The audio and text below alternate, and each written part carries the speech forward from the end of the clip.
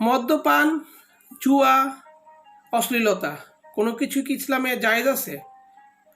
না, কোনো কিছুই ইসলামে জায়েজ নেই এবং সরাসরি এগুলা হারাম। আর ইসলাম এমন কোনো আইন দেয়নি যে এক এক ভূখণ্ডের জন্য এক এক রকম আইন, বরং ইসলামের আইন সব জায়গায় সমান।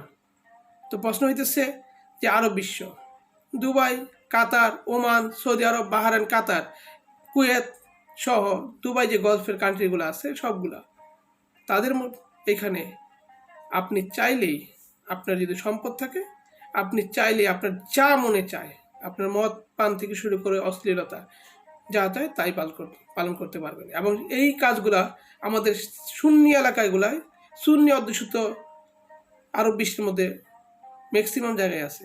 এখন প্রশ্ন হলো, যে আরব বিশ্বকে আল্লাহ পাক অফুরন্ত তেলের ভান্ডার দিচ্ছেন, উঁচু করে, মাথা উঁচু করে বিশ্ব দরবারে দাঁড়িয়ে থাকার জন্য, বিশ্বের সকল মুসলিমদের উন্নয়নে অবকাঠামোগতভাবে সহযোগিতা করার জন্য, কিন্তু তাদের মূল কাজটা কি?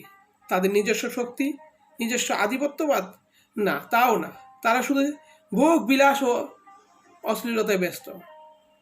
তাদের তাদের নিজের লাভের জন্য, ক্ষমতা টিকে রাখার জন্য তাদের কান্ট্রিকে বানিয়ে ফেলছে এক প্রকার বাইজিখানা বলবো, পতিতালয় বলবো, তাকেও হার মানায়। এখন প্রশ্ন হইতেছে, তাহলে আমরা যে সুন্নি, আমরা ইসলাম অনুসরণ করি, আমাদের কি অবস্থা হবে? আমাদের প্রতিদ্বন্দ্বী আমরা মনে করি শিয়াদেরকে। শিয়া অধ্যুষিত এলাকা ইরান, ইরাকে দেখেন তো, ইরান ইরাকের কোথাও আপনি এই অবস্থাটা দেখাইতে পারবেন কিনা? আজকে যখন ফিলিস্তিনে অ্যাটাক হয়, কখনই আরব বিশ্ব তাদের সাথে দাঁড়ায় নেই। আজকে যখন আরব বিশ্বের এই মার্কিন ঘাঁটিতে সহ আরব বিশ্বে ইরানের মিসাইল একের পর এক হামলা হচ্ছে, অনেক মুসলমানরা ফতোয়া দিচ্ছেন, তাদের পক্ষে কথা বলতেছেন।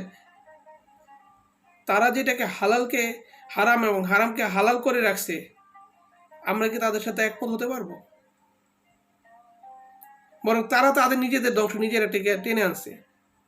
এখান থেকেও যদি তারা ফিরে না আসতে পারে, তারা যদি সঠিক পথে না আসে, তাদের নিজেদের ক্ষমতা টিকে রাখার জন্য পশ্চিমাদেরকে যা খুশি তাদের ভূখণ্ডে, যে আরবকে পাপমুক্ত করার জন্য নবী করিম সাল্লাল্লাহু আলাইহি সাল্লাম যুগের প্রায় 23টি বছর, নবুয়ত প্রাপ্তের পর 23টি বছর তার জীবনের কষ্ট করছেন। আর পুরো 63 বছর বয়সটাই উনি মনে প্রাণে আরব ভূখণ্ড থেকে পাপ মোচন করার জন্য চেষ্টা করছেন, নবুয়ত প্রাপ্ত হওয়ার আগেও। সেটা কি এমনি বৃথা যাবে? প্রশ্ন আপনাদের কাছে।